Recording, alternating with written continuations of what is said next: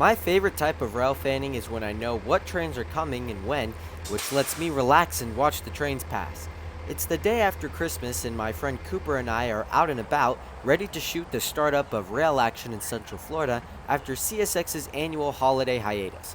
My hopes of a relaxed type of day would instantly be abolished, though, as hearing chatter on the radio in Winter Haven, we'd abandon our usual spots around Lakeland and drive east.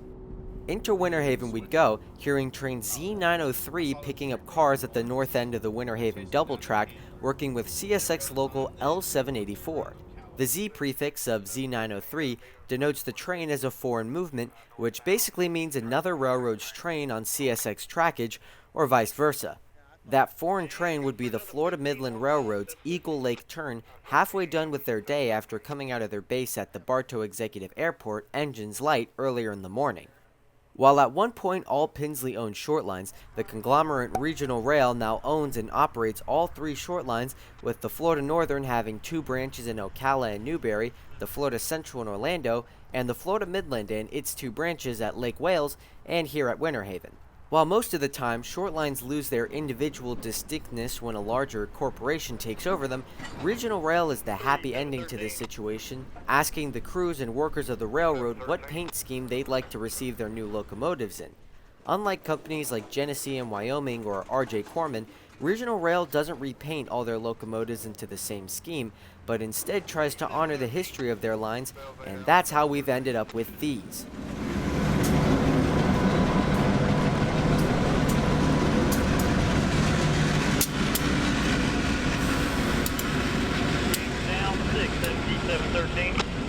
Down 6 more, C713. With the switch to the Florida Midland Main located just feet away from the end of the platform at Winter Haven, we'd be treated to some great photo opportunities as the only SEL painted Jeeps in the state rested momentarily next to an SEL era depot, which is still in service and serves 4 daily Amtraks. Be right back with you, over. Alright. All the crew on today's Z903 would have to do before taking the train south to Bartow would be locking up the switch and derail on the A-line and notifying the CSX JA dispatcher that all was lined and locked for CSX movements. We'd moved down from the station about a half mile as the crew dialed up the JA as they began their short trip south towards Eagle Lake. CSX JA dispatcher Jacksonville, over. C903, JA, over. Z903, over. Yes, sir, we're out of the way for the day, locked up on the Gordonville spur, and all switches and derails have been restored and locked up normal between Kenwood and Winter Haven, over. Sorry, understand. That's clear from main track in the Gordonville spur. All switches use line locked normal at 1004 LBM. Thank you, over. 1004 LBM and JDM, yes, sir, thank you. Have a good day, over. You too, CSX dispatcher out. 903 out.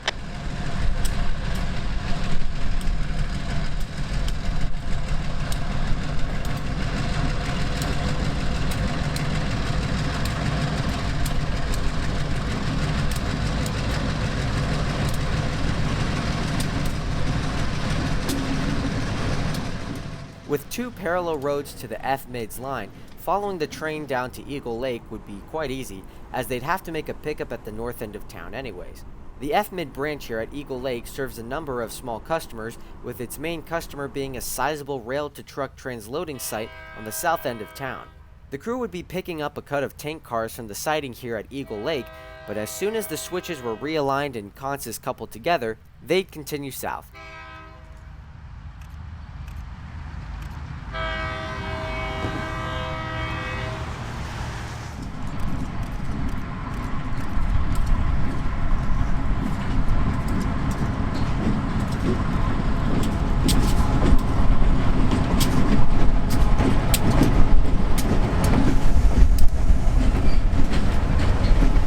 And one last shot as the train approached the transloading facility. This would be our last roll-by shot, as for the next 2 hours the crew would be switching here, only accessible by hiking through the woods and trespassing.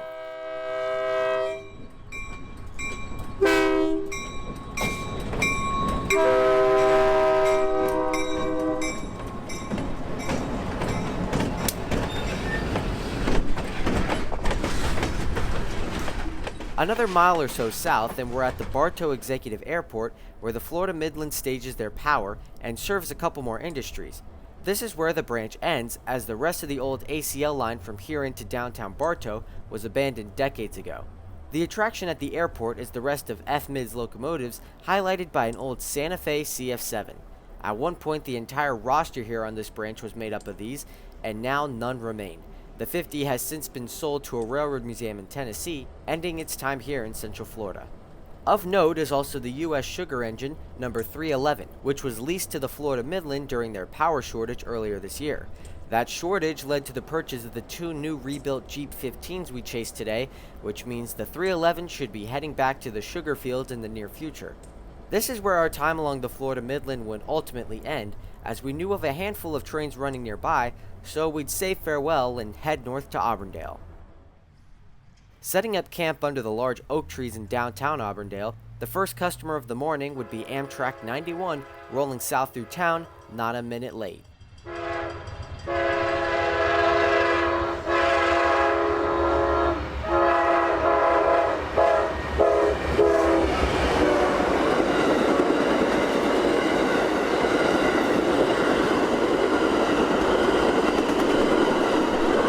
Field 9171 southbound Auburndale connection. Clear, main open. 2 minutes pass and the South End Auburndale signals upgrade to a high green, as meeting 91 on the can yard lead would be Amtrak 98, the northbound Silver Meteor up from Miami, notching up after rounding the curve onto the A-line.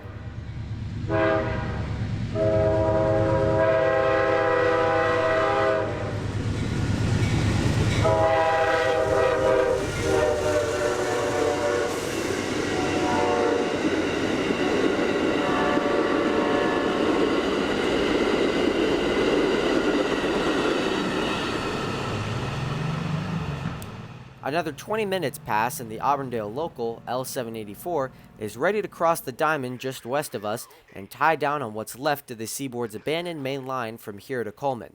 784, Jay. 784, over. We're ready to go across the diamond and do some work. All right, here we go. We'll get you up to the diamond, get one by, and then we'll take you across with they clear, over. All right, after one crosses, we'll go. The train that would have to get across first would be L721, a symbol never heard south of the CFRC in Orlando, but today would be used as the ID for train M457, which had been tied down at Stokes the night before. So the crew of today's L721 would be bussed out to Lakeland to take the train up to Taft in Orlando, and even though Christmas has come and gone, the same cannot be said about the traffic increase of the season, making trains like this a normality. 4 engines, 189 cars.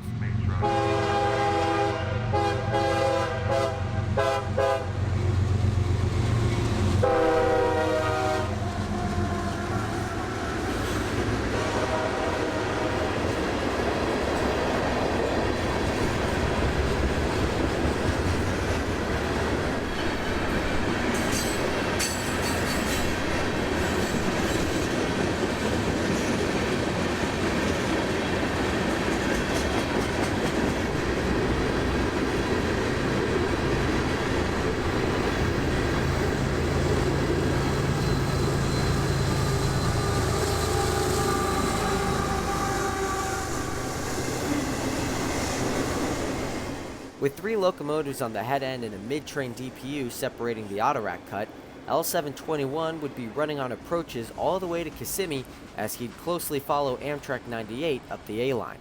With 721's bottom end not even out of sight, the signal once again upgrades for a northbound, this time starting with a lunar white restricting signal, finally upgrading to an approach as L772, another local out of Winston, calls signals through town.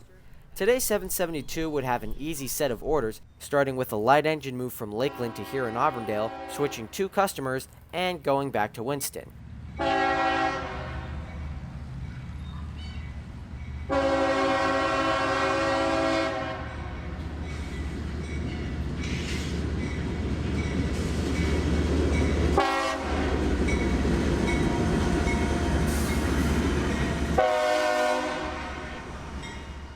Knowing 772 would be switching for the next hour, we'd move back to a familiar spot west of us about 11 miles at South Lakeland and the climax of a 2-mile hill out of Winston. A high green would be lit for Amtrak 91, now coming out of Tampa with plenty of horsepower to scale the hill and arrive in Lakeland, still maintaining his status of on time. United 1, Amtrak in 71 north. Clear. South Lake.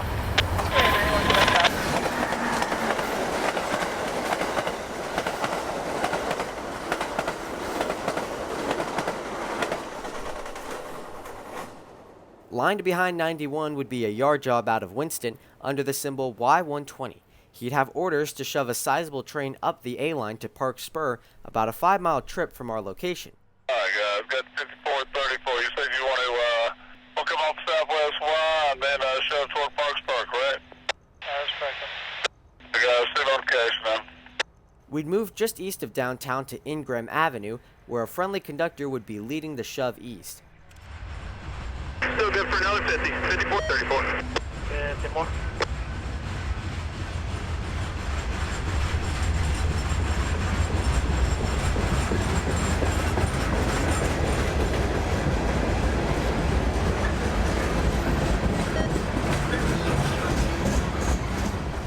At one point, a solo Jeep would be all that was needed for locals to and from Park Spur, but business on the branch has evidently increased, now almost guaranteeing 6-axle motive power on its trains, which by extension make engines like this 5434 a common sight.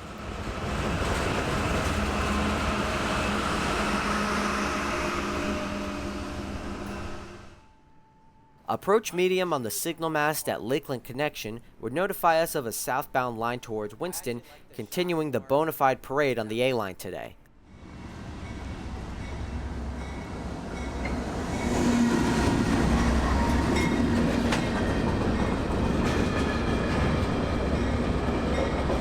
Well, 77226 is in 5227. Approach medium Lakeland Connection, medium approach South Lakeland, to main track 2, and the Lakeland sub. With a break in traffic for about the next 40 minutes, Cooper and I would drive off for some late lunch, returning to the tracks west of Plant City at the south end of Cherry Siding, where not even 5 minutes would be all we'd get before Amtrak 92 would speed west towards Tampa.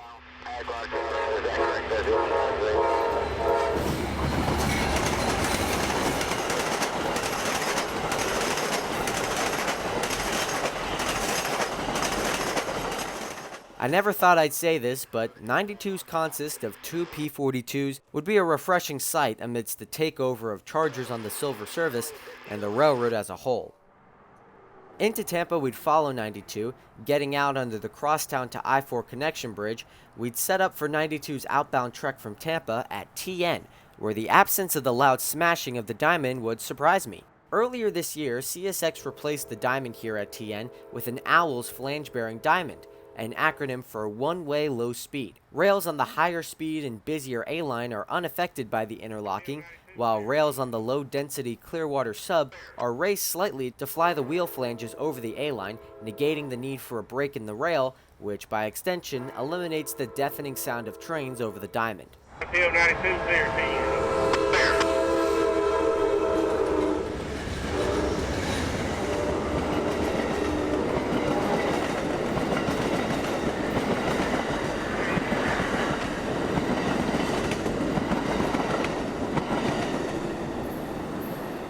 Tampa is one of my favorite places to railfan because of the sheer amount of traffic one can get if they know the area and the trains that run.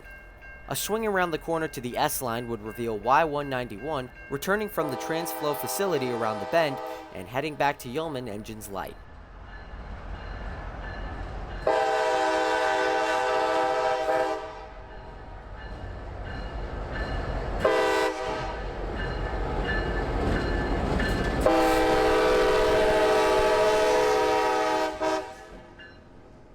Moving back to the A-line, an approach aspect would await train L778, as today he'd have to pull by and back in his train of rock onto the south leg of the Navy Y and shove up to the Conrad Yelvington facility at the end of the line.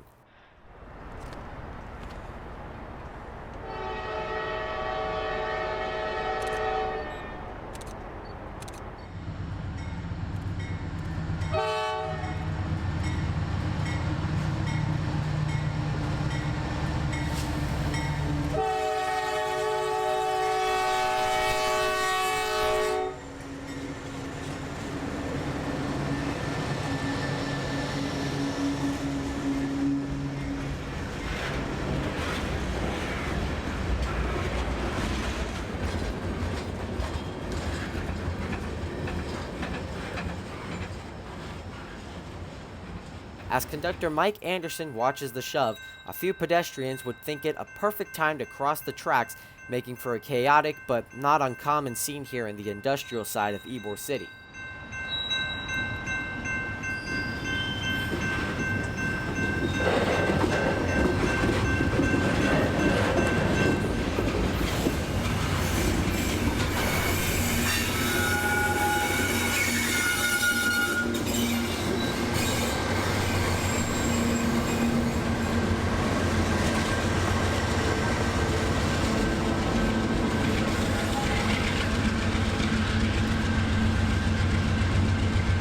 Zero one.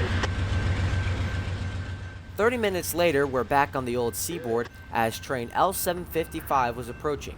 As discussed in a previous video, 755 is the daytime local to Drew Park, coming back to Tampa with an almost guaranteed cut of auto racks for tonight's M442. Tonight would be no exception, with one Jeep 38-2 and 40 empty auto racks returning to Tampa.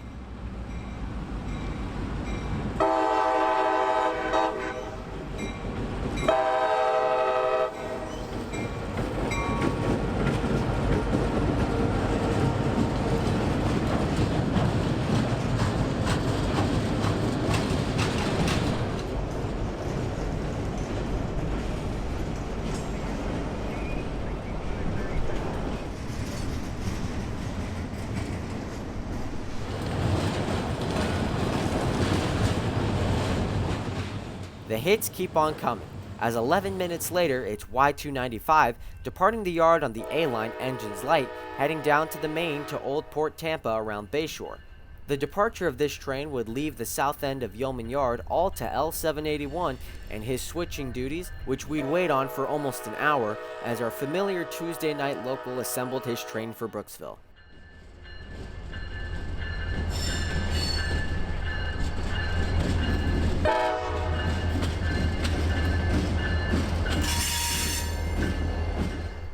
(1942) and L781 is ready to go, getting its EC1 up the Brooksville sub on the move, with cars for Land O'Lakes, Spring Hill, and Brooksville all in the mix.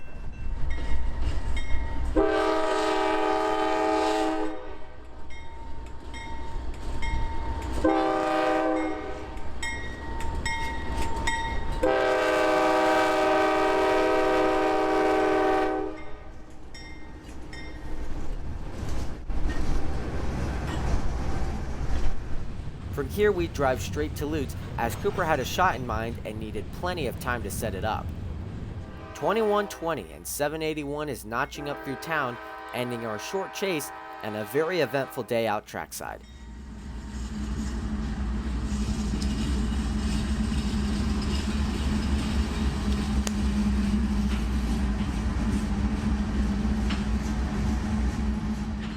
A huge thank you to Cooper, Paul, and Dalton for making today so enjoyable. I hope to be back out soon to see what else is new in the area. If y'all enjoyed this one, leave a like and subscribe. I appreciate all the support I can get. But until the new year, this is Christian from Multicolor Films. End of transmission.